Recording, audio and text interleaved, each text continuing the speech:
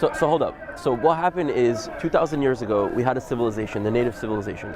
The Roman Empire came, conquered that civilization and called it Palestine as an act of colonization. This is 2,000 years ago. Islam is 1,500 years. So there's a 500 plus year gap because it was through the spread of Islam that Arabs got there. So it wasn't the second Islam was born that Arabs moved right away. So add even more years than to the 500 years that Arabs didn't even live in the land of Israel when it was called Palestine. Now why did the Romans call the land Palestine? Because there's a Philistine people. I'm sure you've heard of Samson and Delilah.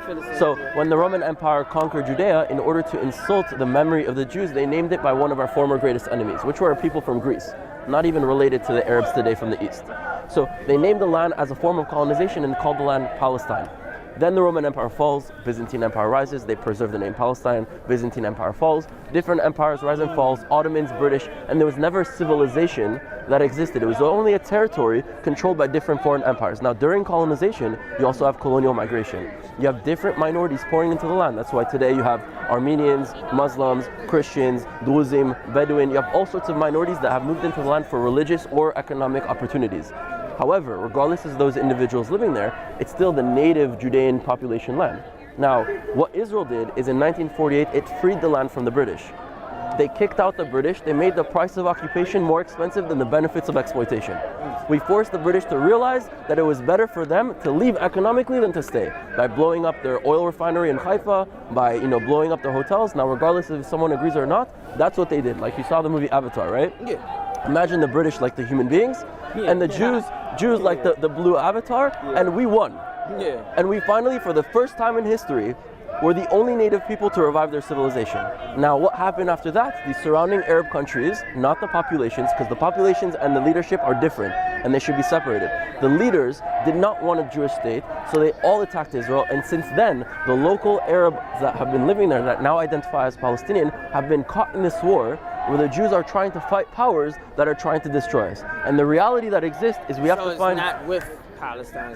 There's never been a country called Palestine. It was a territory called Palestine that was called by the Romans, that was passed down to different colonial powers, and eventually called Israel through the liberation of that land from the British onto the Jews. Now there are Arabs that live there, and they started calling themselves Palestinian in 1964. Israel was created in 1948, meaning there's almost 20 years that pass before the Arabs call themselves Palestinian. Why? Yasser Arafat, who was the leader at the time, who by the way was born and raised in Egypt, so he's not even a local Levantine Arab, said, okay, if the land before was called the British Mandate of Palestine, let's remove British Mandate and we'll just call it Palestine, and it's now Israel. If we now call ourselves Palestinian, that means we came before them. And the world won't know the history of the connection of the Jewish people. They won't know the history, even the Philistines. The name itself is a Hebrew word called invaders. Like Palestine literally in Hebrew translates to invaded land. That's why the Romans called it that. It comes from the word plishtim, root word polesh. Polesh means to invade, plishtim invaders. So the world won't know all this history. They'll just know this is what it was called then, this is what it's called now, we came before. And they've been trapped in this reality where we can't actually coexist with each other because we see our suffering as like, we need to use it as political ammunition to attack the other. Right. And the reality that exists that I tell both sides is there's no future reality without both populations finding a way to live together. Palestinians won't disappear, Israelis won't disappear. But there is a way to end the injustices on both sides and fulfill the aspirations. But to do so, we need to start communication and we need to start humanization. If we continue to see each other as the enemy, like what's happening here, then the conflict continues. And that's the real issue. Definitely made valid points. I mean, that's what we were talking about pretty much for us coexisting. And like I said, at first, before actually receiving that much knowledge, I was definitely sided with Palestine because I felt like they were being, brushed under. Like, still side with them. Be pro both.